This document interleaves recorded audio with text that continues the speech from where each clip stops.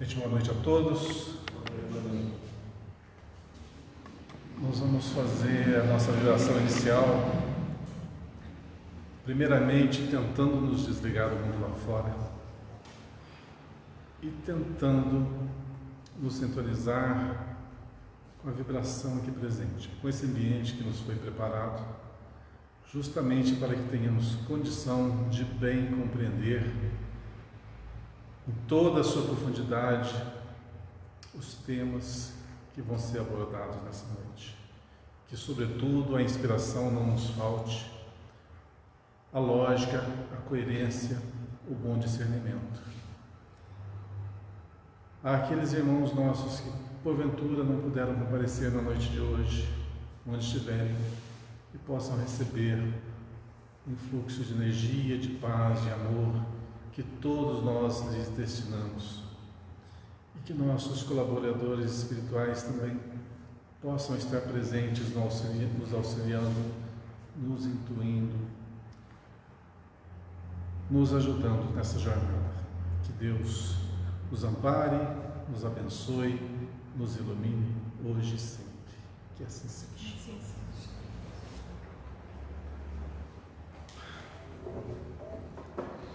Essa é o último estudo nosso de outubro, né?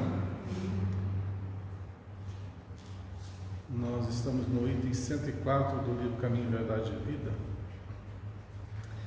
E quase um ano, praticamente um ano, estudando, vendo as passagens evangélicas abordadas por Emmanuel, nos ajudando nessa compreensão maior.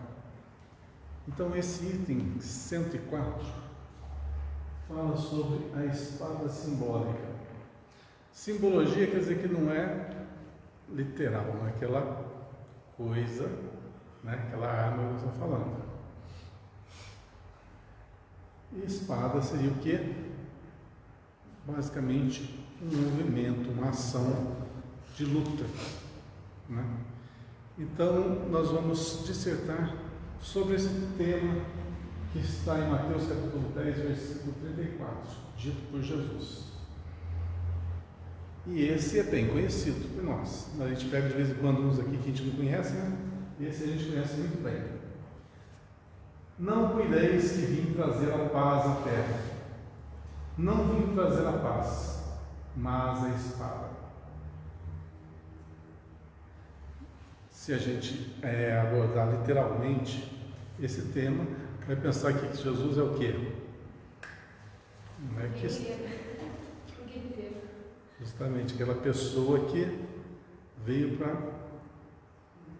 realmente acabar com uma coisa e construir outra em seu lugar.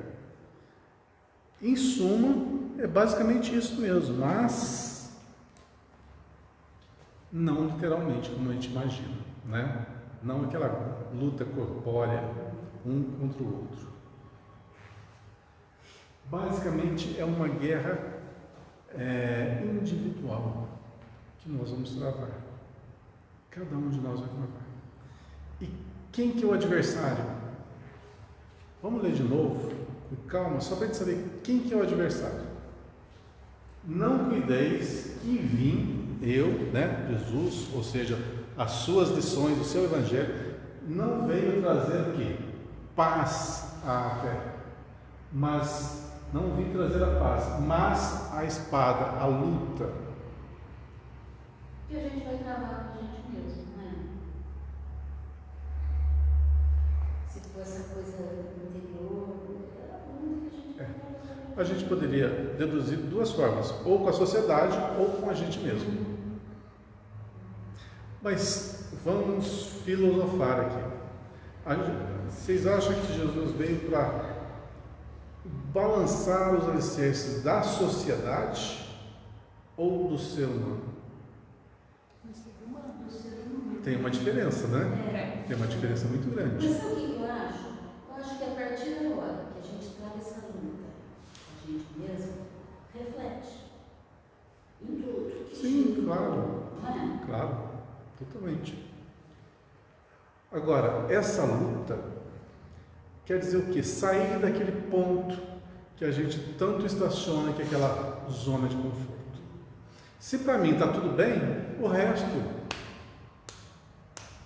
não estamos nem aí. A gente funciona desse jeito. Nós funcionamos, com raras exceções, com poucas exceções, mas a maioria trabalha desse jeito. Enquanto para mim está tudo bem, para o outro você fala assim, mas tal pessoa está passando por tal coisa, não é karma, né? Não, está passando por tal coisa porque fez mau uso das suas ações, né? Se perdeu no crime, se perdeu no vício, o problema é deles. Será que é problema do outro? Lógico, no mundo individual, particular de cada um, todos têm a sua responsabilidade, isso é fato. Mas nós nos ausentarmos do mundo com essa desculpa é muito errado. É muito errado. Primeiro, nós vivemos em sociedade. Certo? Vivemos em sociedade. Estamos aqui, grupo de 2, 4, 6, 8 pessoas encarnadas. Desencarnado, deixa eu falar uma coisa para vocês, tem bastante desencarnado aqui, viu? Tá? Vocês estão no centro espírita, né?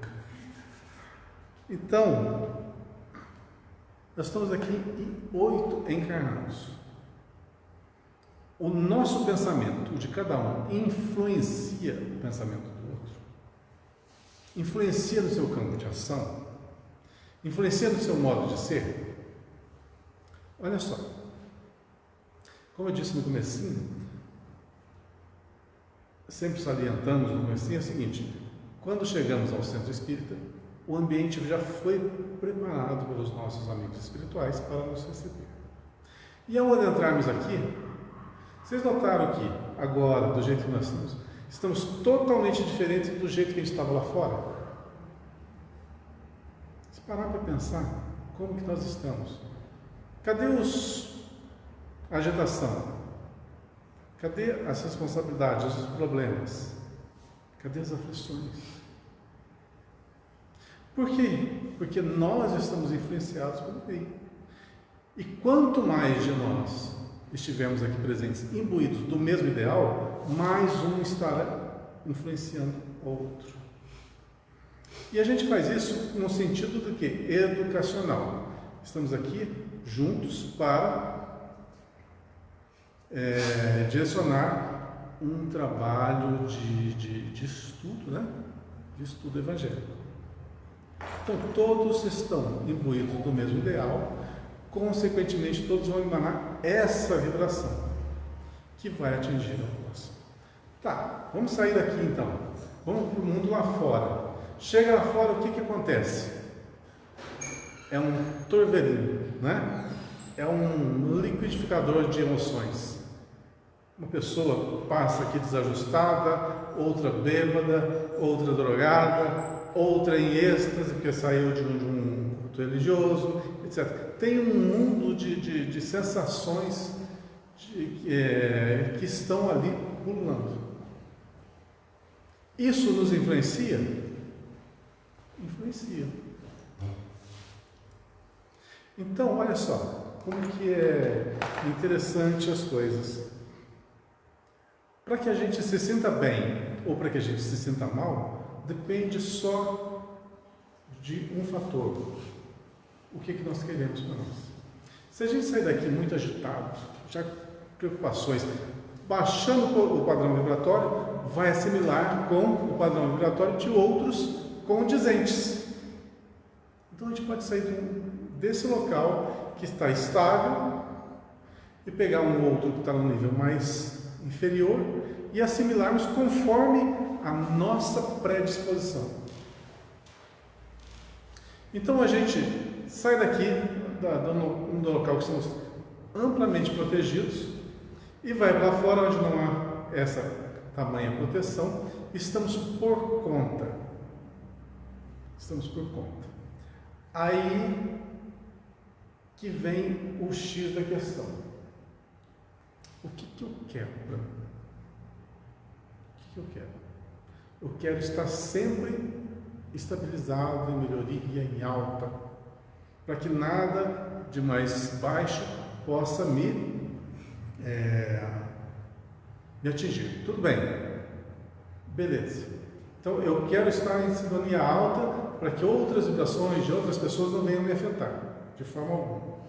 Só que lá dentro, bem escondidinho dentro de nós, tem aquela vozinha que fala assim: vamos tomar uma? Eu falava bem sim, vamos tomar uma? O que é isso?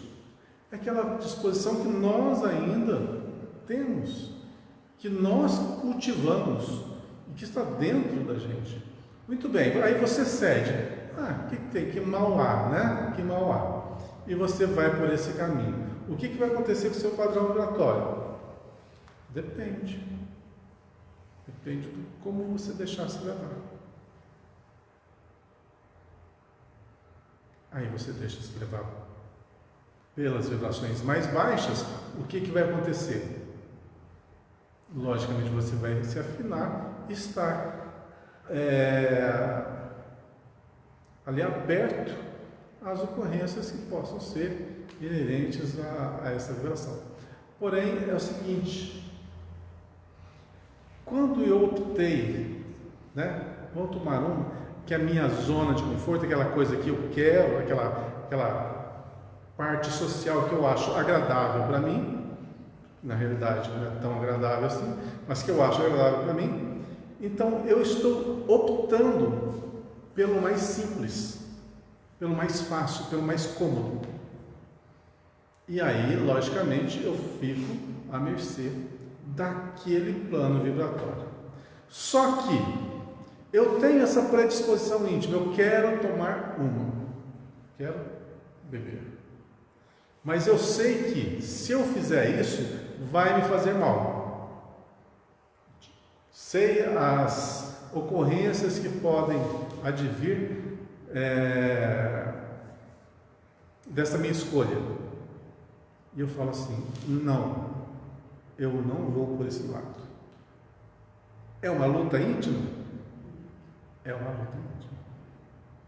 Porque eu estou lutando contra minhas tendências, que estão intrínsecas ali, estão me martelando. E eu falo: não, então é uma luta. Mas aí vem aquele diabinha tentando de novo, uma só não faz mal. Aí é o outro lado: não ceda.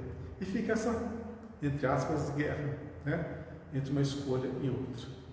No fim da questão é o seguinte: depende do quanto nós lutamos para superar as nossas más tendências. Então, você tem um caso bem particular, bem simplesinho, mas isso se aplica a tudo na vida, a tudo. A gente tem predisposições.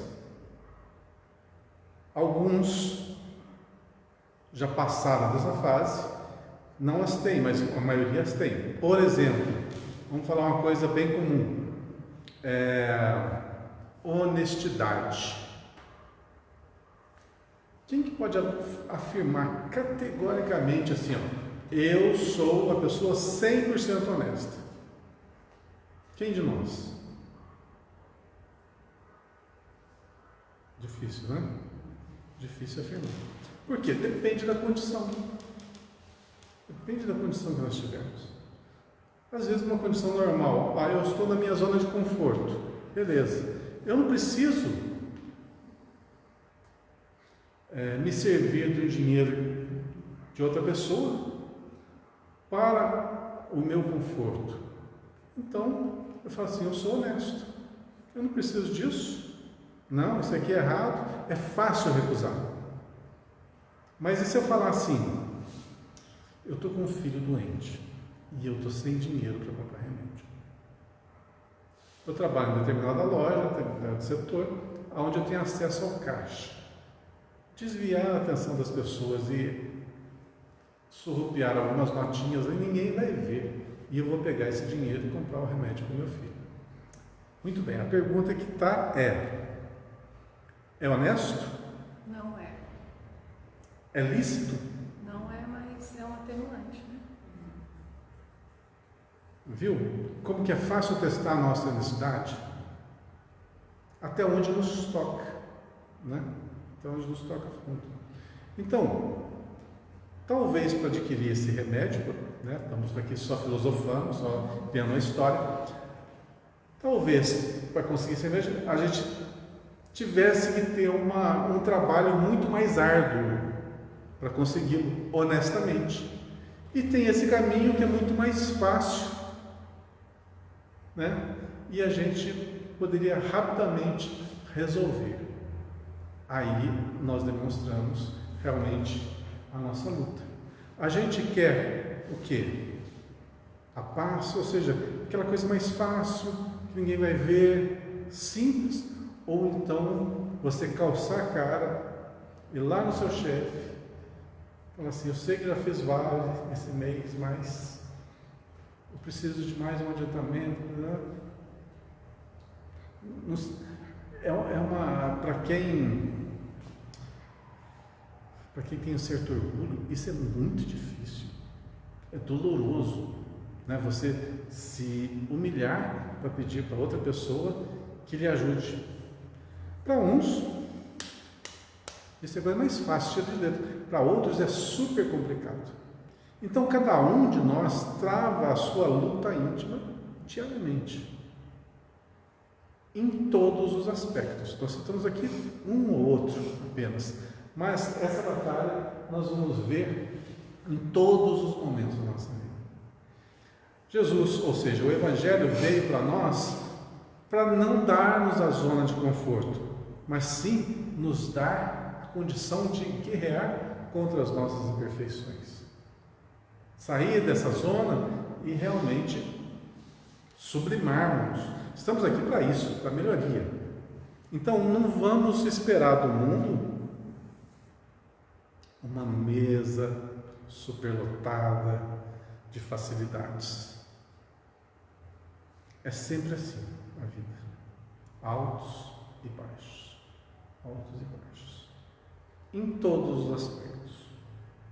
A gente pode até ter uma encarnação inteirinha de dificuldades, mas quando retornarmos para a pátria espiritual, vamos ter um período análogo de refazimento.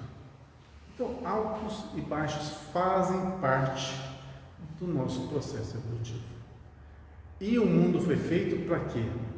Não para deixar-nos nessa zona de conforto, mas sim para que nós superemos obstáculos, nós guerreemos contra nossas predisposições, tentando melhorar o nosso campo intelectual, moral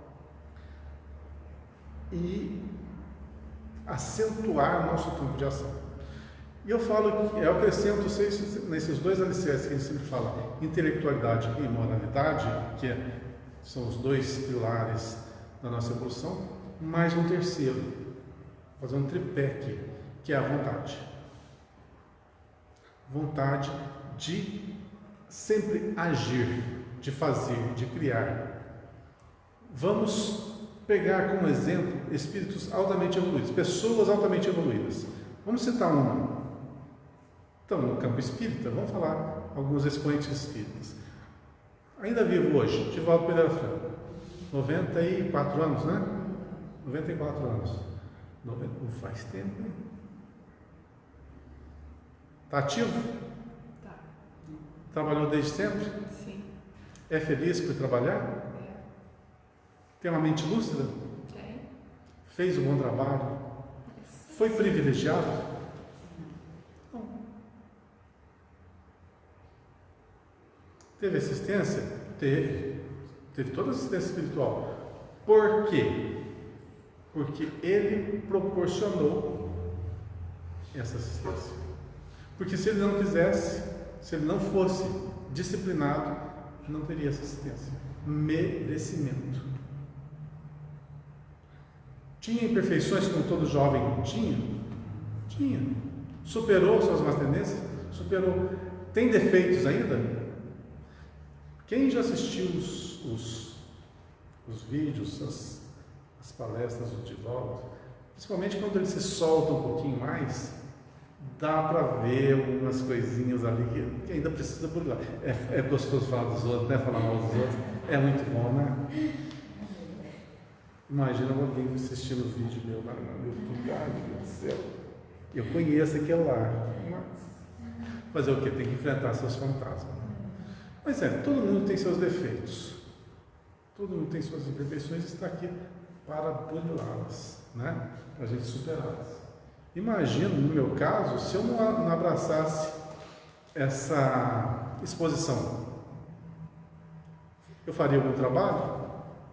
Essas palavras que estão sendo ditas aqui iam ecoar por essas paredes, iam ser ouvidas só por nós encarnados e os desencarnados aqui presentes, mas não ia alcançar o mundo lá fora. Não ia contribuir e nem ia criar divergências, porque muitas vezes aquilo que nós falamos aqui cria divergências com as pessoas que ouvem, né? Tanto aqui quanto lá fora. Então, esse choque de informações faz com que nós travemos essa batalha em prol do quê? Do desenvolvimento de cada um de nós. Bom, falei 20 minutos só do texto. Não entrei nem no texto ainda do Emmanuel. Então, vamos dar uma paradinha aqui, senão eu vou até o final e deixo o Emmanuel de lado. Vamos ver o que o Emmanuel então nos fala sobre essa espada simbólica. Agora eu vou ler um pouquinho, tá? Vamos ver se a gente não se perde nessa leitura. Inúmeros leitores do Evangelho perturbam-se ante essas afirmativas do Mestre Divino, porquanto o conceito de paz entre os homens, desde muitos séculos, foi visceralmente viciado. Na expressão comum, ter paz significa haver atingido garantias exteriores, aquela zona de conforto, né? Está tudo bem, está tudo em paz, está tudo fluindo no nosso campo social. Beleza, o céu está feito. Então, para que sair dele, né? Dentro dos quais possa o corpo vegetar sem cuidados. Olha só, o corpo vegetar sem cuidados. Essa fala dele aqui é bem forte. Porque muitas vezes a gente leva a nossa vida assim, vegetando. E a gente nem se dá conta. A gente vai vivendo porque entramos numa fase em que está tudo tão bem que a nossa vida começa a ser aquele círculo que não tem ascensão nenhuma. Então é o tal do vegetar. Dentro das quais se possam vegetar sem cuidados, rodeando-se o homem de servidores, apodrecendo na ociosidade. Eu gosto da Emmanuel que ele dá umas palavrinhas meio pesadas, mas é para chamar a atenção. Porque toda ociosidade vai gerar o quê? Um mal. E ausentando-se dos movimentos da vida. Aí a gente entende por que tem obstáculo. Nós vamos ter sempre obstáculo na vida, porque a gente, para que possa pular ele, superá-lo. Para superar tem que ter o quê? Sair daquele ponto de inércia que você está e criar um movimento mais forte, né? Ou seja, se você tem uma doença, qualquer doença explode no seu corpo, o que você vai ter que fazer? Vai ter que correr atrás, regrar a alimentação, medicação, comportamento, etc. Então você sai daquela zona que você gostava, né? E vai entrar numa outra agora mais complicada que você vai ter que se esforçar por adaptar. Jesus não poderia endossar tranquilidade desses ideais e, em contraposição ao falso princípio estabelecido no mundo, trouxe consigo a luta regeneradora, a espada simbólica do conhecimento interior pela revelação divina, a fim de que o homem inicie a batalha do aperfeiçoamento em si mesmo. Lembra daquela passagem lá? Dai a César o que é de César, a Deus o que é de Deus. Isso vem a corroborar o quê? A afirmativa de que ele não estava expressando isso aqui com relação à organização social, e sim ao indivíduo. ao seu conteúdo íntimo, à sua melhoria interior. O campo é onde as pessoas vivem, estão organizados daquela forma porque é o merecimento pelo seu estágio evolutivo da humanidade, né? Não poderia ser melhor que aquilo, nem inferior àquilo, tudo de acordo com a construção do próprio povo.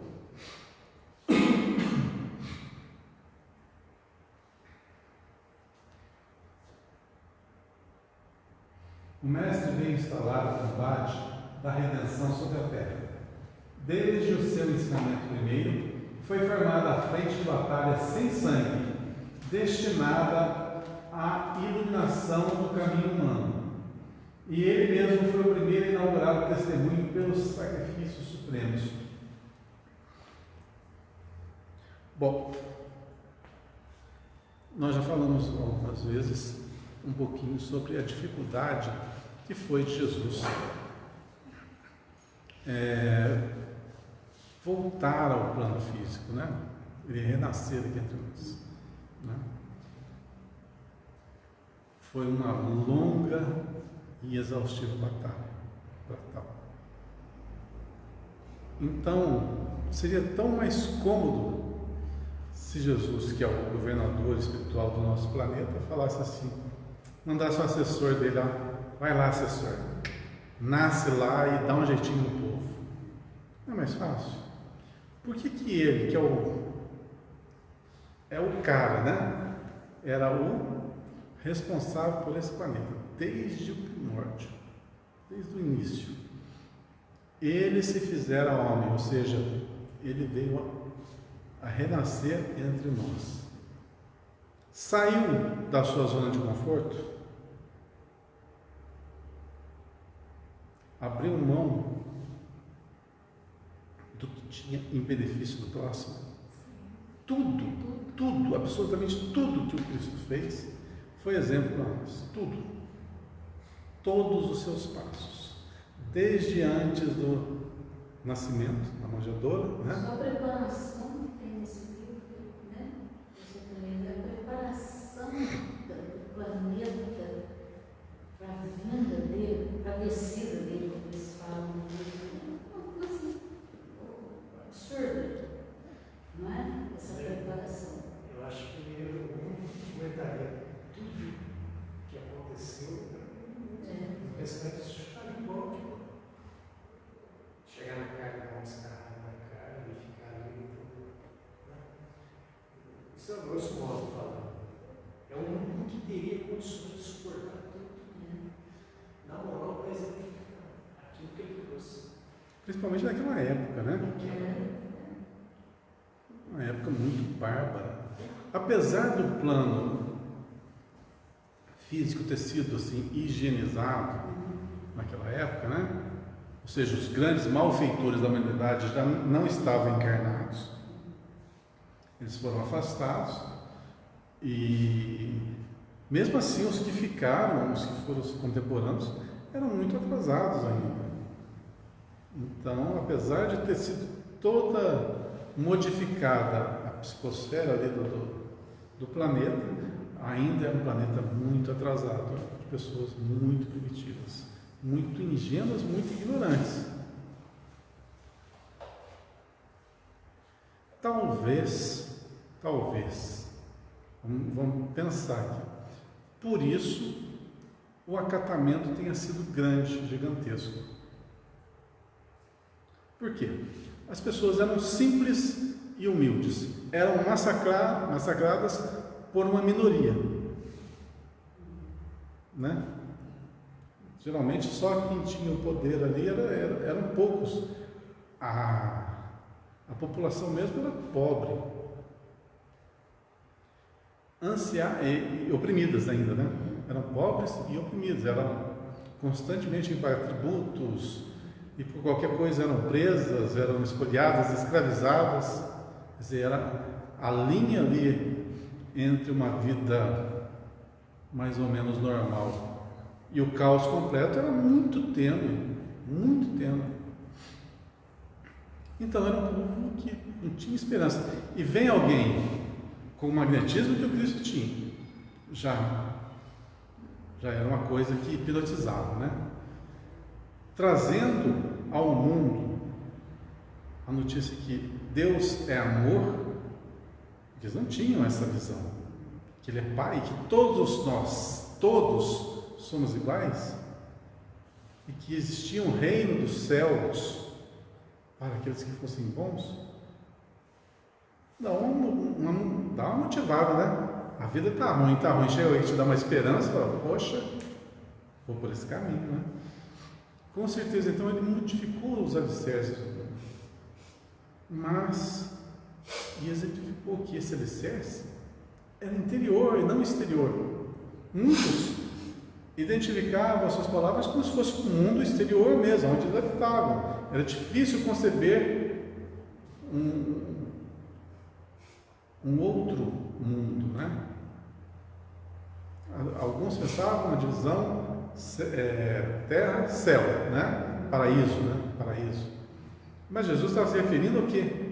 Ao interior de cada um, que era muito mais difícil ainda de compreender.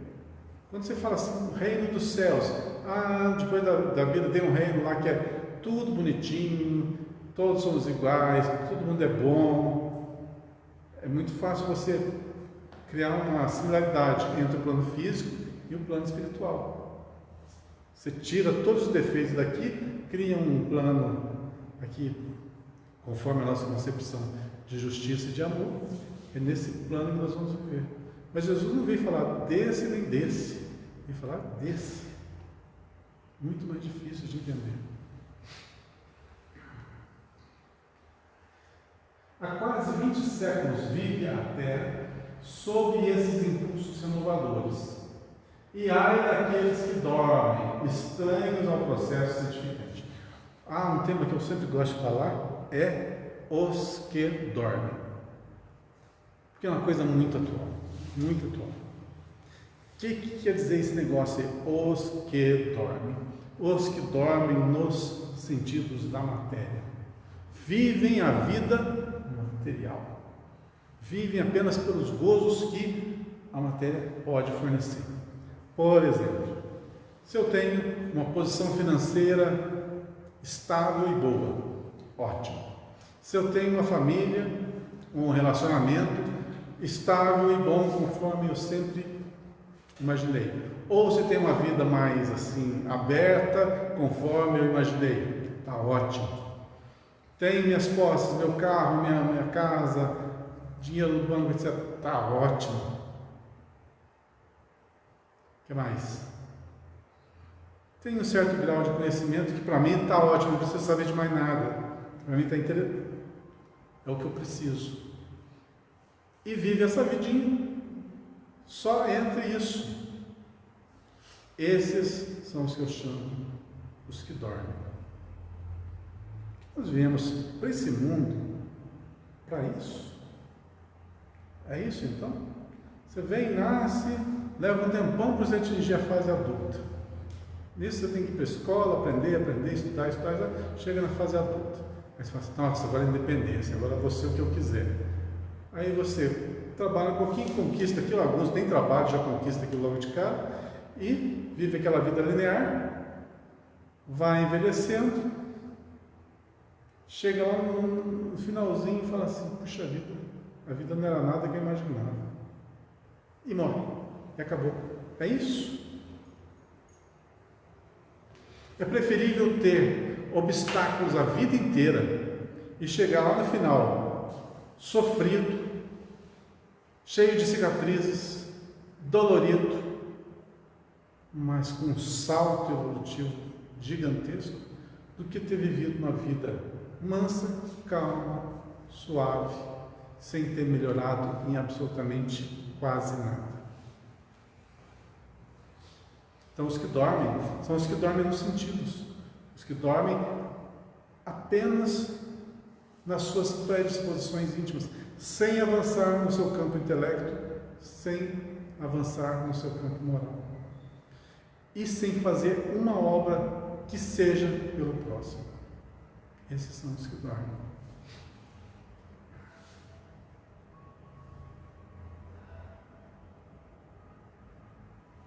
Buscar a mentirosa paz da ociosidade. Olha, mentirosa paz da ociosidade. Todo mundo quer ver em paz, né? Todo mundo quer ver, lógico. Mas a paz que a gente precisa primar é a paz interior.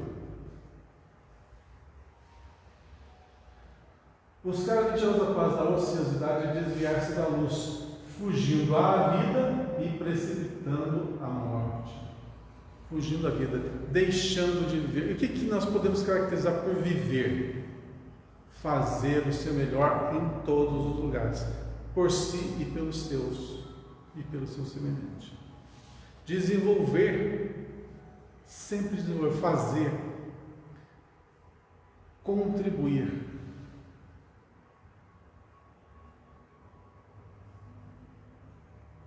No entanto, Jesus é também chamado Príncipe da Paz. Sim, na verdade, o Cristo trouxe ao mundo a espada renovadora da guerra contra o mal, constituindo em si mesmo a divina fonte de repouso aos corações que se unem ao seu amor. Esses, nas mais perigosas situações da terra, encontram nele a serenidade inalterável. É que Jesus começou o combate de salvação para a humanidade, representando ao mesmo tempo o sustentáculo da paz sublime para todos os homens bons e sinceros. Então ele não veio trazer a paz, e sim a espada. Não veio trazer a ociosidade, a paz ociosa, e sim o movimento do trabalho, do desenvolvimento, da evolução. Deu para pegar esses pontos?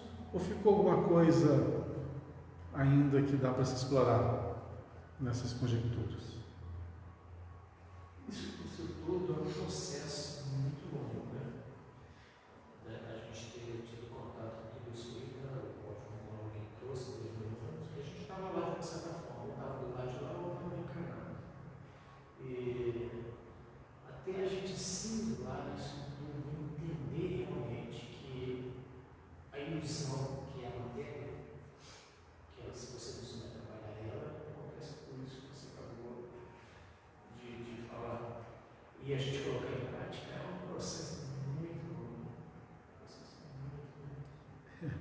Você falou uma coisa aí que realmente pega a ilusão da matéria. Isso é o que pega. Porque se a gente for analisar bem mesmo, literalmente mesmo, nós não somos matéria. Nós estamos longe de ser matéria. Nós estamos na matéria, é muito diferente. Então olha só, qual que é a nossa essência? A centelha divina que anima esse corpo. Ela não tem forma. Muitos vão falar assim, peraí, como não tem forma? Quando a pessoa morre e vai para o plano espiritual, ele tem lá 2 braços, 2 pernas, né? Tem um corpo similar a esse de quando encarnado. Como não tem forma? Não tem. Porque o que ele tem no plano espiritual é o corpo espiritual. Esse corpo espiritual é animado pelo Espírito. Então, na realidade, nós estamos encarnados aqui, nós estamos aqui. Eu sou 3 em 1. Nesse instante. Todos nós somos 3 em 1. Exceto nossos irmãos desencarnados que estão presentes aqui. São 2 em 1. 3 em 1 por quê? Eu sou esse corpo físico. Entre esse corpo físico, na contraparte espiritual, tem o quê? Meu perispírito, que é o corpo espiritual, e animando esses 2 corpos tem a parte pensante, que é o espírito. Então, 3 em 1. Tá? Se tirar meu corpo físico, eu continuo vivendo? Continuo. A mente continua vivendo? Sim. Se tirar o corpo espiritual, continua vivendo? Por quê? A vida está no Espírito. A gente não tem ideia ainda do que seja isso aqui. Por isso que eu falo assim, ó, né? Não tem. A gente está ainda no campo do visual. Precisa da matéria. A gente precisa interagir na matéria. A gente precisa. Então, quando fala assim em evoluir, é justamente isso. Nós temos a condição de chegar ao ponto máximo de evolução desse orbe que estamos vivendo. E para quê? Para que realmente esse princípio aqui, esse espírito, adquira todas as bagagens que esse plano pode oferecer. Aí, quando chegar no final dessa etapa, tudo que eu podia aprender aqui na Terra, eu aprendi. No campo moral, no campo da ação, no campo intelectual, tudo aprendi. E aí, o que acontece? Se você olhar para cima, você vai ver que tem outros mundos. Né? Então, o estágio é muito longo. E a gente está aqui no primeiro degrau do pré-primário da evolução. A Terra saindo do planeta primitivo para entrar num planetinha de regeneração. Estamos ali, saindo do primeiro degrau para o segundo degrau. Estamos muito longe do nosso fim. Muito longe. Por isso a dificuldade da gente comparar quem nós somos com a imagem do Cristo. Não tem elemento de comparação. Não tem elemento de comparação. O interessante é que Jesus é nosso mestre, modelo e guia e irmão mais velho. Se é irmão, o pai é o mesmo. A lógica diz isso, né? Se é nosso irmão, o pai é o mesmo. Se o pai é o mesmo, aquilo que foi lhe concedido também vai ser concedido para nós. A diferença é que ele é um pouquinho mais velho, só.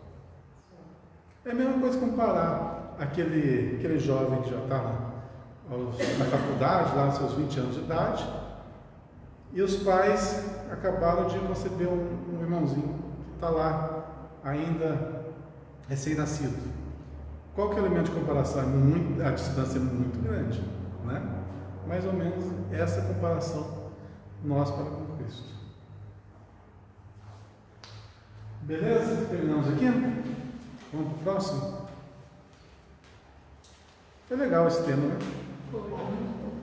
Joinha. Vocês estão vindo pela primeira vez, estão gostando? Estão achando meio... Não, a gente sempre frequenta, né? Mas assim, sobre estudo assim, a gente nunca frequentou na primeira vez. Mas sempre quando dá, eu trabalho à noite, eu fico bem complicadinho, sabe? Mas sempre acontece, né? Mais fácil de entender.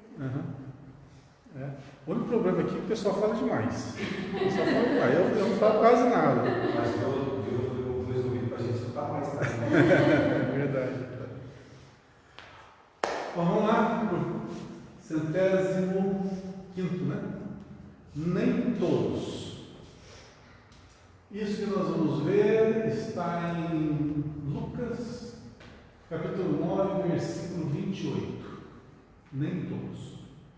E aconteceu que, quase 8 dias depois dessas palavras, tomou consigo a Pedro, a João e a Tiago e subiu ao monte a orar. Lembra dessa fase? Dessa passagem?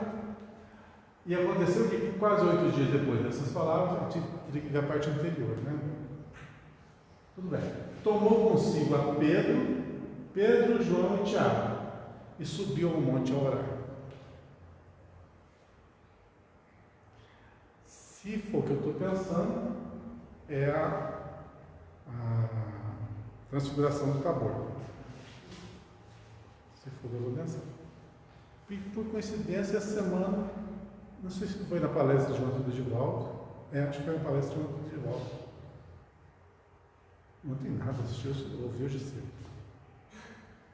Nossa, estava ouvi hoje de manhã. Estava trabalhando, pus o fone de ouvido, falei, vou ouvir essa palestra enquanto trabalho.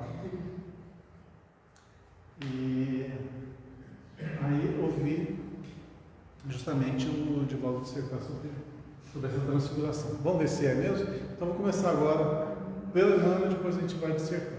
Tá? Digna de notar-se a atitude do Mestre, convidando apenas Simão e os filhos de Zebedeu para presenciarem a sublime manifestação do monte, quando Moisés, justamente, e o outro emissário divino estariam em contato direto com Jesus aos olhos dos discípulos. Eu não sei que palestra que é, senão eu falaria para vocês para assistirem. Do Divaldo foi muito. Ele tem uma maestria para expor o cenário cristão, assim, fora do comum. Ele vai falando e você tece todo aquele ambiente, as pessoas, é perfeito, é uma descrição assim, fora do comum. E ele escrevendo essa passagem que é muito bonita mesmo. Por que não convidou os demais companheiros? Acaso Felipe ou André não teriam prazer na sublime revelação? Não era Tomé um companheiro indagador, ansioso por equações espirituais? No entanto, o Mestre sabia a causa de suas decisões e somente ele poderia dosar convenientemente as dádivas do conhecimento superior. Vamos mais um pouquinho. O fato deve ser lembrado por quantos desejam forçar a porta do plano espiritual. Certo? O intercâmbio, só lembrar uma coisinha em cima, não para ficar mesmo. Quem são os Simão e os filhos de Zebedeu? Quem são os filhos de Zebedeu mesmo? Tiago e João. Tiago e João. Então vamos guardar. Simão Pedro, né? Pedro, Tiago e João. Tá, Pedro, Tiago e João. Tá, pode seguir. O fato deve ser lembrado por quantos desejam forçar a porta do plano espiritual. Perguntinha básica para vocês. Tinha 2 Tiagos, Tiago maior e Tiago menor. Qual o Tiago que era o irmão de João? O menor. É o menor. É o menor.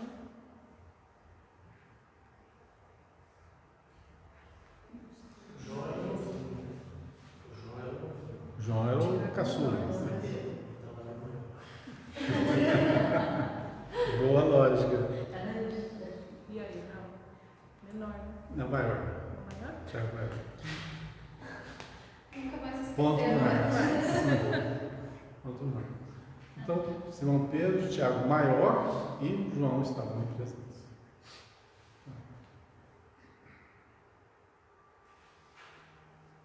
Eu estou perguntando isso aqui, mas lá no começo do curso, lá para 2000, alguma coisa, 2012, 2013, a gente fez um trabalhinho aqui de apresentação de todos os apóstolos.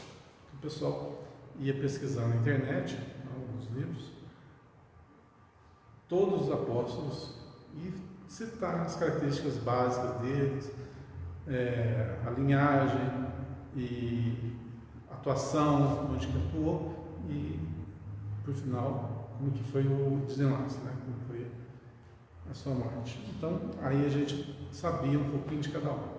O tempo vai passando, a gente vai esquecendo. E às vezes a gente confunde um pouquinho. Por exemplo, quem leu aqui recentemente Paulo Estevam? Eu algum tempo.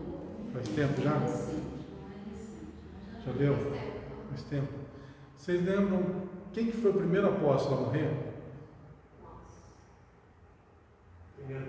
Apóstolo. Que morreu ou que se suicidou? Não, sem ser o Judas. Sem ser o Judas, né? O primeiro que morreu, o primeiro mártir do cristianismo?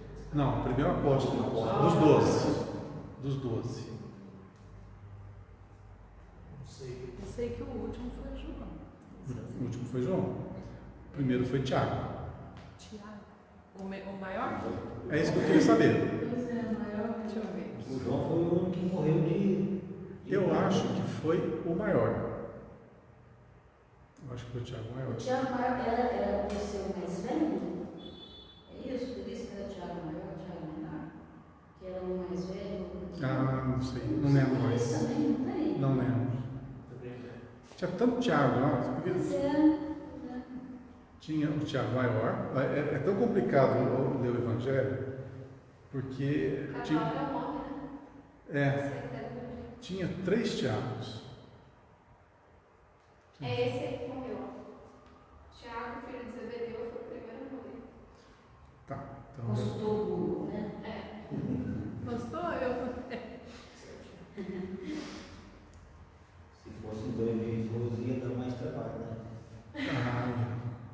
Ia. Eu sempre me confundo. Quando chega essa história de Tiago maior e menor, eu me confundo.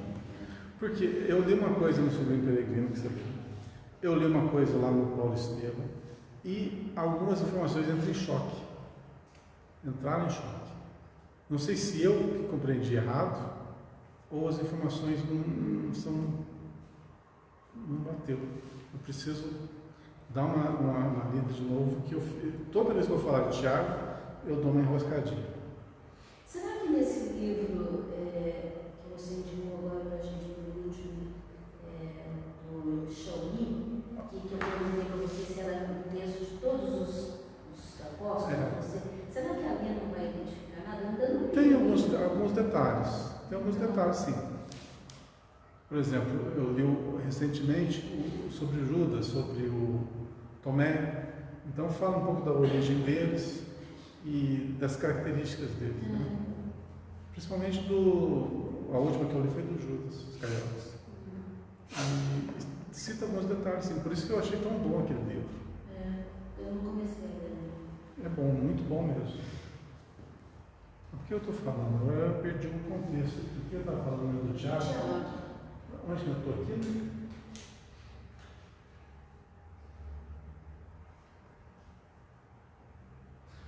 Veja o seguinte, então. No entanto, já que eu volto no Tiago. No entanto, certo? Certo, intercâmbio com eles. Começa do fato. É que ali você começou e voltou lá. Vou começar lá de cima. No entanto, o mestre sabia a causa de suas decisões e somente ele poderia dosar convenientemente as dádivas do conhecimento superior. O fato de ser lembrado por quantos desejam forçar a porta, o fato deve ser lembrado por quantos desejem forçar a porta do plano espiritual. Tá, vou pegar esse trechinho aqui. Jesus convidou para segui-lo até aquele episódio lá da transfiguração do Tabor. Só para lembrar aqui, aqueles que não se lembram desse fato, foi quando Jesus transfigurou-se. Ou seja, ele tinha aquela aparência, né, humana, normal, habitual dele, e houve uma transfiguração dele. Ele se tornou muito mais radiante, muito mais iluminado, e assim uma aparência que indescritível para nós. E ali materializou-se à vista dos apóstolos Elias, recém-desencarnado.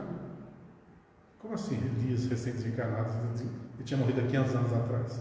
Porque Elias era o João Batista, que tinha desencarnado fazia algumas semanas. Então, Elias voltava ali, não mais na figura do João Batista, mas a figura anterior. E Moisés, que já tinha morrido há mais de 1000 anos, ambos materializaram-se ali a conversar com Cristo, que estava transfigurado, ou seja, estava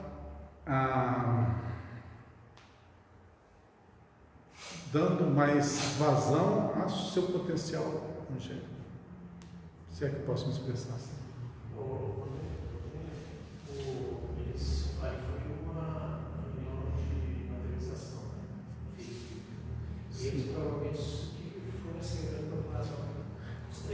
Sim.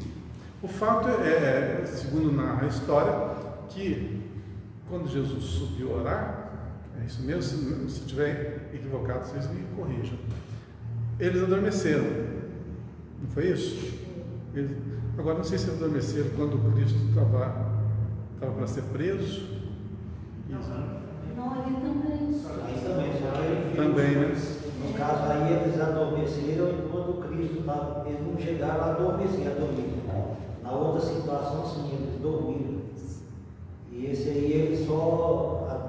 Na cochiladinha. Adormeceram de leve, mas eles estavam vendo. Entraram em transe. Eu acho que era o suficiente. É tanto que eles estavam vendo que eles falaram em montar 3 barracas, né? Isso. Uma para Jesus e outra para cada um dos que foram materializados. Apesar de eles estar amolecidos, eles estavam vendo que estava. E essa cochilada acho que foi o suficiente para eles externarem, né? Ali se bem que estava na presença do Cristo, Pois né? Tem essa. O que muda aí? Se está na presença do Cristo, ele consegue manusear todos os elementos, ele não vai precisar do ectoplasma dos 3. Mas não é isso que conta a história, né? Que eles já deram essa dormidinha para externar. Como tudo que aconteceu na vida do Cristo ia se tornar elemento de pesquisa, assunto de estudo para nós, talvez esse seja um caso também deles terem doado ectoplasma para aquela materialização. Mesmo os que precisam, vamos dizer assim, né? Na natureza tem todos os elementos necessários, né? Então, bom, também isso não tem tanto. O que está se dizendo aqui é justamente para um fato tão avançado, tão belo, tão fora do comum, tão incomum, né? Haveria de estar ali somente aqueles que teriam condições de presenciar. Quem que era mesmo? Pedro. Pedro foi aquele que Jesus confiou o seu rebanho, né? Ele já tinha um ponto a mais. O que Pedro tinha de mais importante em sua personalidade? O amor. Pelo menos no que eu li, no que eu pesquisei sobre a figura de Pedro, é o amor. O amor dele era assim, a mansuetude dele era grande, apesar, né, de ter alguns pontos onde ele era meio exaltado. Também, olha a época que estava vivendo, né? Mesmo assim, o coração dele era o mais a sua generosidade era imensa. João era quem? Naturalmente a gente conhece o João como o preferido do Cristo, né? Por quê? Era entre os 12, né? O único que não precisava passar por tudo aquilo ali. Ele era voluntário. Ele não tinha um comprometimento kármico. Tanto é que foi o único apóstolo que morreu naturalmente. E isso também é um grande ensinamento para nós. Porque você pode ter uma vida de dificuldades, de perseguições, de aprisionamento, de injustiças, sem ser culpado.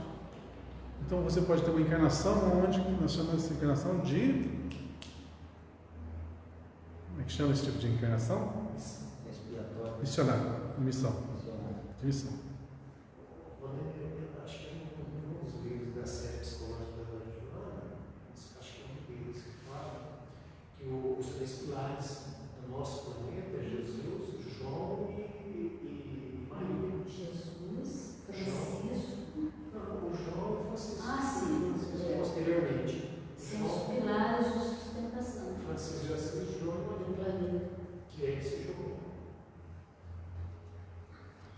Sabe de onde que vem João? Leia o livro Exilados por Amor, da Sandra Carneiro. Vocês vão saber lá a origem do João. Exilados por Amor, Sandra Carneiro. Vocês vão perder o dinheiro de vocês tudo comprando livro. Se depender de mim, tem na biblioteca, tá? Exilados por Amor. Mas eu não posso botar minha Então, aí a gente vai saber que realmente o João, ele veio para cá, junto com os exilados lá de Capela, né, que foram trazidos para o nosso planeta, para dar aquele salto evolutivo, né? Mas o pai dele tinha sido exilado aqui. Então, a mãe dele, e eram os três. Se não me engano, ela cita nomes, né? Logicamente esses nomes são fictícios. Eu não lembro o nome dela. O nome dele era Ernesto, do pai dele, e ele chamava-se Henrique, é o nome, né? Para a gente entender. E a mãe eu não lembro o nome. Então o que aconteceu? Eles foram exilados para o nosso planeta Terra. A mãe dele ficou lá. O pai dele foi aprisionado e trazido para cá. E ele, Henrique, veio em missão ajudar na evolução do planeta. Ele foi voluntário. E esse Henrique, que cita o livro, é o João Batista, João Evangelista. E o Ernesto, né, exilado de Capela, é o... mente, ajuda aí. Aquele que cedeu o túmulo para Jesus. José de Arimateia. Tá? José de Arimateia era lá no começo do romance, né? Era o pai de João Evangelista. Eles tinham tudo. Mas eu lembro que a mãe não veio, não, só veio o filho. Eles não deviam estar muito bem, não. Ou ele ficou limpo, né? Dois. Vamos lá onde eu parei?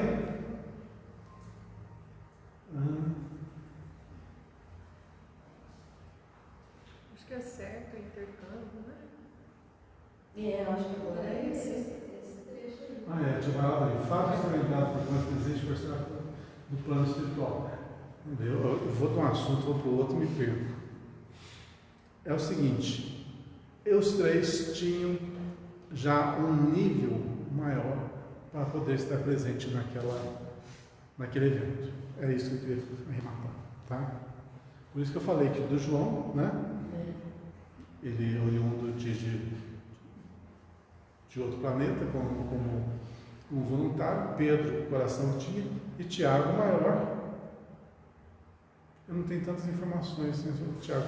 Eu sempre confundo maior com menor. Tá? Então eu vou me abster de falar de Tiago justamente por causa dessa confusão que eu faço. E depois, no meio da história, ainda entra o tal de Tiago, o justo, que tem no Evangelho também. Diz que mas são três Tiagos. Né? Certo, o intercâmbio com isso. Certo? O intercâmbio com esse ou aquele núcleo de entidades do além é possível, mas nem todos estão preparados a um só tempo para a recepção de responsabilidades ou benefícios. Por isso que cita aqui justamente essa preparação. Não se confia imprudentemente um aparelho de produção preciosa, cujo manejo dependa de competência prévia, ao primeiro homem que surja, tomado de bons desejos. Bons desejos. Aparelho. Então, vamos trazer isso para a nossa realidade aqui na Casa Espírita. Muitas pessoas chegam ao nosso centro com boas intenções, mas um total despreparo. Tem como alocar essas pessoas em determinadas atividades sem conhecer? Não tem como. Quantas pessoas chegam a casa e falam assim, eu sou médium, né? Me falaram que eu sou médium e estou aqui para desenvolver a mediunidade, para trabalhar na mediunidade, trabalhar numa reunião mediúnica. Dá para você colocar uma pessoa dessa para trabalhar na reunião mediúnica? Não tem como. Eu não sei como é que as reuniões mediúnicas aconteciam antigamente, porque mais ou menos era assim que funcionava. Eu mesmo sou um retrato disso. Porque quando eu comecei a frequentar o centro espírita, não passou umas 2, 3 reuniões, já puseram eu para sentar na mesa. Eu tinha 17 anos de idade. E já puseram direto. Quer dizer, é um negócio meio arriscado, porque a pessoa não sabe ao certo o que está acontecendo. Tanto é que, para eu desenvolver um pouquinho, né, a chegar a um nível assim de falar a primeira sílaba, né, pela psicofonia, foram 4 anos. 4 anos frequentando direto. Então não é uma coisa simples, não é uma coisa que de uma hora para outra o indivíduo vai entender plenamente o que seja. Então existem determinados trabalhos, eu estou falando da casa espírita porque nós estamos numa casa espírita, mas eu acho que em todas as entidades religiosas tem que ter um certo preparo. Por exemplo, uma coisa a gente pode até achar simples, atendimento fraterno, né? Você vai na casa espírita e é um voluntário para atendimento fraterno. Então, no atendimento fraterno, o que você vai fazer? Vai aconselhar as pessoas que vierem com seus problemas, se você vai acalmá-las, vai direcioná-las. Mas se você não tiver um preparo para isso, pode ser um catastrófico esse atendimento. Teve um curso aqui. Sim. Você deve ficar sabendo, né? Teve um curso aqui, pelo Donizete, foi muito bem explanado. Mas é complicado. É muito complicado. Vamos criar uma ideia aqui, só para a gente divertir um pouquinho. Né? Chega uma determinada pessoa aqui, uma mulher, chega aqui e fala assim, eu estou com um problema em casa, eu acho que meu marido está me traindo. Muito comum isso. Muito comum. Aí o indivíduo que está atendendo ouve aquela explanação dela, fica indignado com o que ela conta e fala assim, quer saber de uma coisa?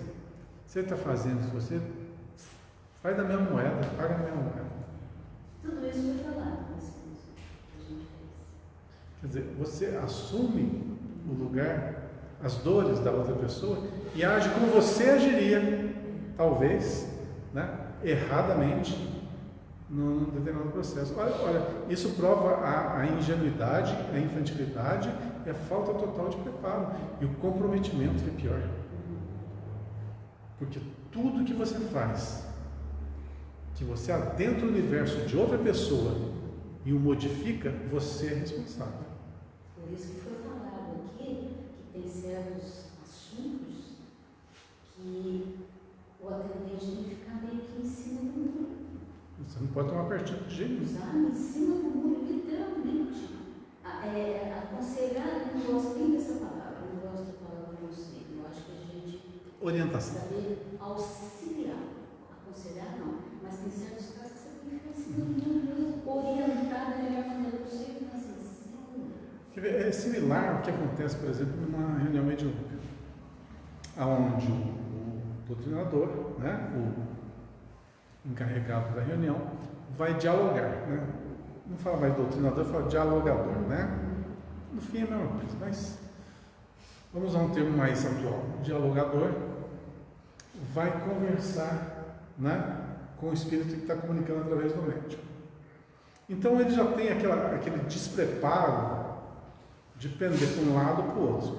Aqui a maioria das pessoas pensa o seguinte: Hoje nós estamos um pouquinho mais orientados nesse sentido, a gente não pensa tanto assim não, mas muita gente pensa que o obsessor é o mal e o outro é a vítima. Então você sempre fica a favor da vítima contra o que é mal, né? Contra o obsessor. Então quando o dialogador assume essa postura, ele comete o maior dos seus equívocos. Por quê? Ele demonstra total falta de empatia para com o obsessor. Uma parcialidade a favor de alguém que muitas vezes é o algoz e não a vítima. A vítima é o outro. Então, essa total falta de preparo faz com que cometa-se muitos e muitos equívocos. Então, para toda realização em que nós vamos influenciar a vida de outro, nós temos que ter um absoluto preparo. E mais que isso, também eu vi na palestra de hoje do De Volta, que eles citam até um trechinho do que passou no filme dele, né? Lembra daquela passagem lá que ele novinho ainda vai na primeira reunião mediúnica, que tem aquela senhora de cor que intervém, né? Naquela doutrinação daquele espírito cujo doutrinador não tem os melhores atributos, melhores argumentos, e ela intervém. Então ele conta muito bem essa parte, que o que toca realmente, o que realmente faz as pessoas estarem um patamar acima, é justamente a evolução moral, é o amor de verdade, o desprendimento dela, que realmente toca o coração daquele que está ali com sentimentos menos dignos, sentimentos de vingança, fora totalmente do roteiro, né? O que traz de novo a realidade é justamente o amor. Igual daquela mulher que não tinha instrução, pouco conhecimento, mas muito amor. O amor modificou aquela situação. Então,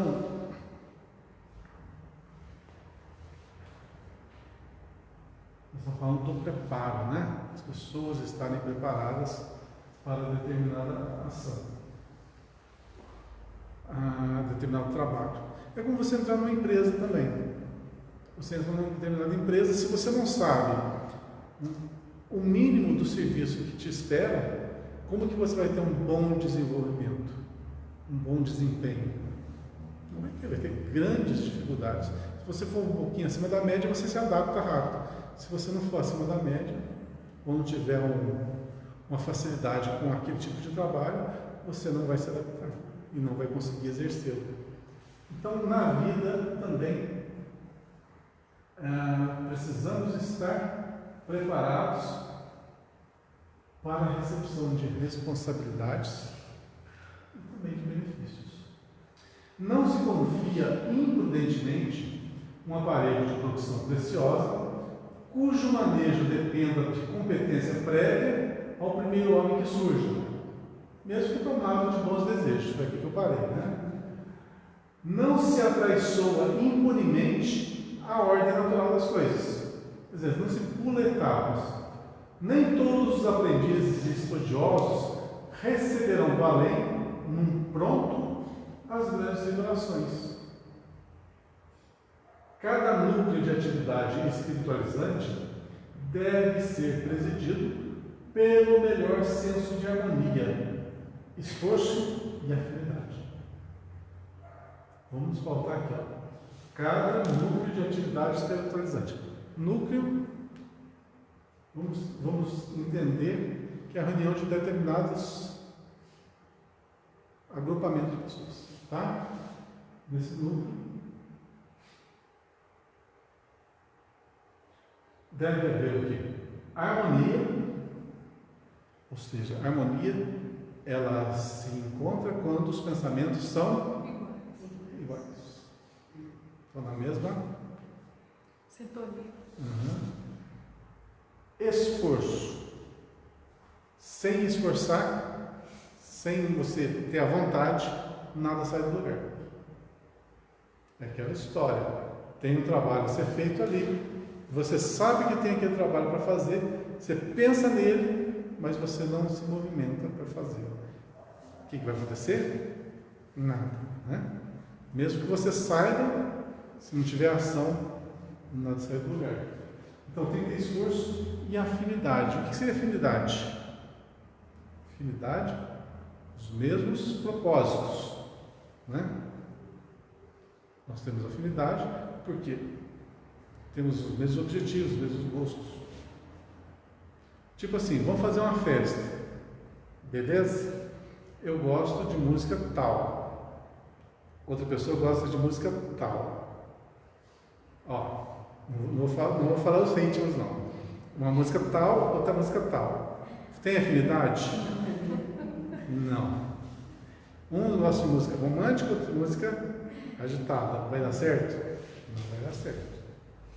Então, afinidade quer dizer os mesmos gostos, o mesmo esforço e a mesma harmonia. Nesse mistério, além das boas intenções, é indispensável a apresentação da ficha de bons trabalhos pessoais. Então não basta simplesmente você ter a teoria, tem que ter ainda um bom currículo, uma boa prática. E no mundo toda a gente permanece disposta a querer isso ou aquilo, mas raríssimas criaturas se prontificam a servir e a educar-se. E no mundo toda a gente permanece disposta a querer isso ou aquilo, mas raras se prontificam a servir. Servir seria o quê? A trabalhar, a fazer algo, né? E a educar-se, a melhorar também a sua condição interior, intelecto e moral, para poder servir. O que é o tema lá em cima mesmo? Nem todos. Nem todos. Eu Lê para mim. E aconteceu que quase 8 dias depois dessas palavras, tomou consigo a Pedro, João e Tiago e subiu ao monte Jordão. Então, está falando aí da escolha que foi feita dos elementos que iam seguir. Estavam mais preparados. Os que Por estavam mais. isso que o título é Nem Todos. Mas esse exemplo que você deu das pessoas que aparecem, que logo de cara é um mediúnico. Ou se procura estudar, ou se ambientar na casa espírita. Né? Tudo tem que ter um conhecimento prévio para ter um efeito, um resultado positivo. Você vê, as coisas não acontecem ao acaso. Um tempo atrás, eu fiz uma continha. Há muito tempo. As coisas mudaram. Eu, com 17 anos, comecei a frequentar as reuniões mediúnicas. Então, eu vou pôr aí 17.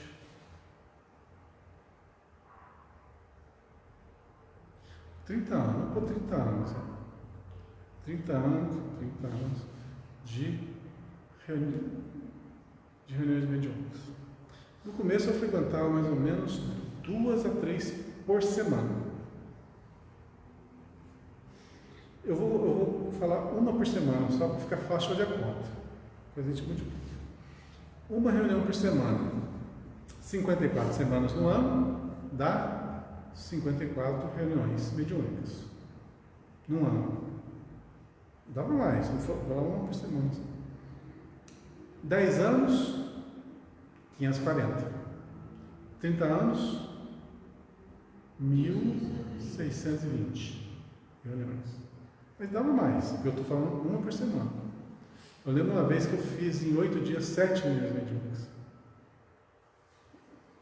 Sei que não é aconselhável, mas já fiz isso. Jovem, né? Tem mais energia. Tem desgaste, não é? Sabe que eu não tive? Não. Não tive. Assim, não foi assim todo o tempo, né? Mas não tive, não. Acho que tinha muita, sei lá, não era muito começo ainda. Tá, mas esse não é o ponto que eu quero alcançar. 1620, né? Cada vez que a gente fazia uma reunião mediúnica, antes de começar a reunião, lia-se um trecho do Evangelho. Evangelho, cadê o Evangelho aqui? Evangelho segundo os Espíritos está aqui.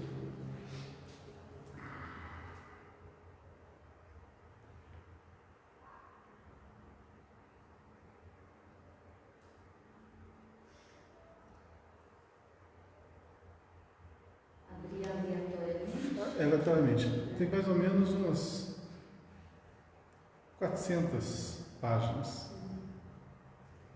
400 páginas. Uma leitura geralmente dá uma folha, né? Geralmente uma folha, uma página. Bom, então de conta que eu fiz? Se em cada reunião foi lido uma folha, no mínimo eu li esse Evangelho nesse período, o Evangelho, segundo o Espiritismo, umas 3 a 4 vezes. Deixa eu fazer uma continha. Então, 3 a 4 vezes eu já li o Evangelho segundo o Espiritismo. Logicamente que não era aberto aleatoriamente, tinha trecho ali que você lia muitas e muitas vezes. Isso falando da reunião mediúnica, fora as reuniões que eu vinha aqui no centro, assistia as palestras, todas essas palestras tinham a leitura do Evangelho. Ou seja, quer eu quisesse ou não, eu li o Evangelho muitas e muitas vezes. Além de ler, né, e de ouvir, ainda ouvi as dissertações daqueles que estavam explanando. E estudou também nos estudos, né? Fora os estudos Que a gente e estudou, fora né? os tempos que eu li o livro. Pois é, Valdir, aí entra isso de uma pessoa que chega numa casa espírita e já Tá. quer participar, né? Assim, Pois é. sem esse preparo que é necessário. Pois é, se você fizer agora pegar o livro do Evangelho e fizer uma leitura e pedir para eu explicar, alguma coisa eu vou saber, alguma coisa eu vou lembrar, e outras coisas não. Quer dizer o quê? Que a gente tem que estar em constante preparação. E para chegar nesse patamar, né, você tem que falar em público e ter uma certa convicção do que você está falando. Não é achismo. De onde que você vai tirar o elemento do que você está falando? Ah, é porque eu acho que é assim? Não, porque já houve uma preparação. E essa preparação é demorada. É árdua. Se você não agir, se você não se empenhar, você não consegue. Então, essa preparação, porque há de vir para as nossas vidas, todos nós, depende da nossa predisposição em enfrentar os obstáculos, as adversidades e muitas vezes a repetição até que o aprendizado realmente entre em você, faça parte do seu jeito de ser, de pensar e de sentir, porque uma coisa é você ler o Evangelho,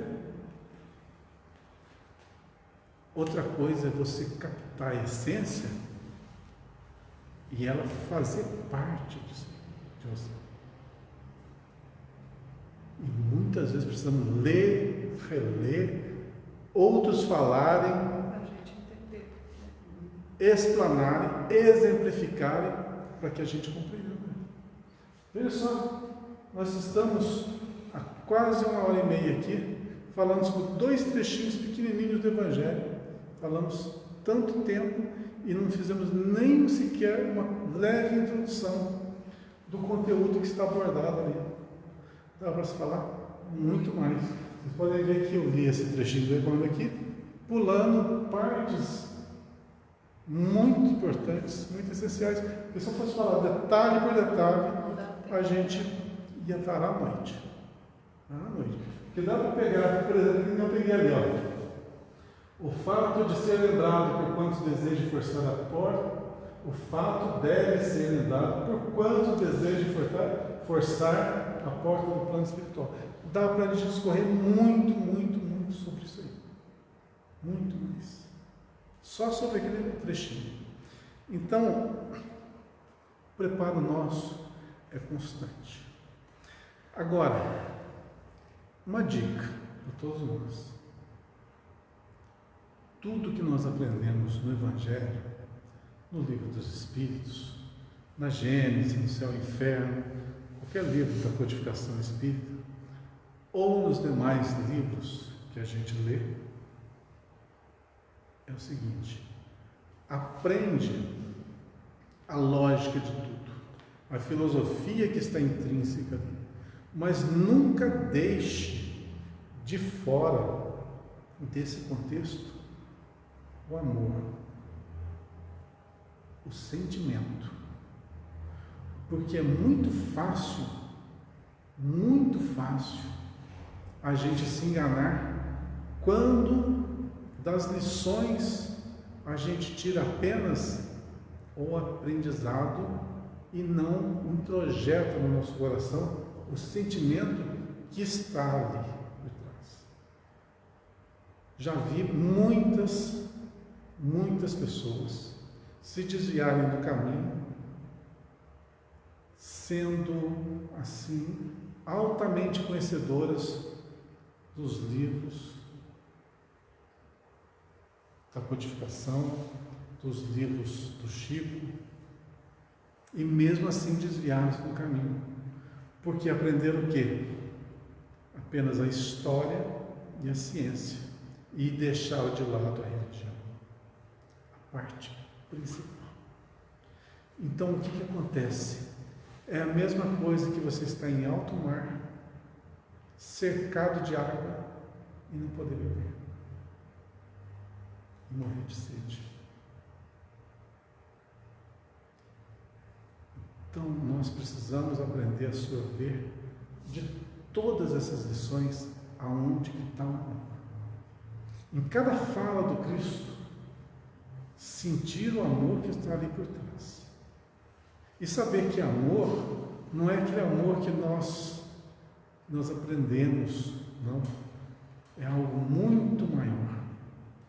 É o contexto geral de todos os nossos sentimentos mais sublimados. É nesse pé que nós temos que caminhar.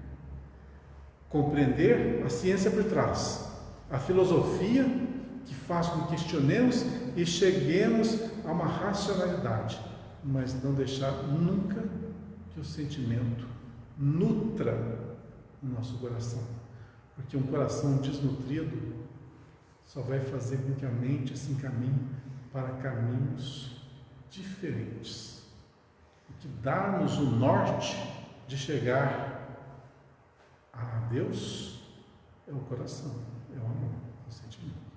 Nós somos amor. Nós somos amor.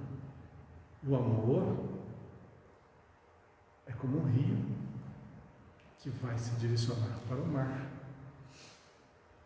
O rio somos nós. O mar é Deus. Iremos impreterivelmente, por quais caminhos forem, chegaremos ao mar. Mas não nos percamos. Não tornemos lagoas que ficam isoladas do oceano. Que sempre a água nossa flua em direção a Deus, ao Criador. E esse movimento, ele leva vida, ele leva refrigério, ele leva fartura. Que os nossos caminhos, as nossas escolhas, façam essa diferença na vida do próximo, fazendo que o nosso potencial realmente seja uma construção em benefício de toda a coletividade. A gente quer ser igual Simão, igual a João, igual a Tiago, os escolhidos. Mas eles estavam preparados para a missão que abraçaram. Que a gente saiba a nossa missão. realmente a abrace e a professe. Basta para isso uma única coisa, que é vontade. Eu creio que amor todos nós temos. Basta exteriorizarmos e darmos campo para que a vontade determine os rumos do nosso caminho. 105º, né? Semana que vem nós vamos abordar então o 106º item do Caminho, Verdade e Vida. Eu sei que vocês falaram bastante hoje, né? Atrasou bem o nosso estudo, mas semana que vem a gente completa, né? Se Deus quiser, com muita saúde, muita paz para todos, essa semana que seja radiosa para todos nós. Uma boa noite.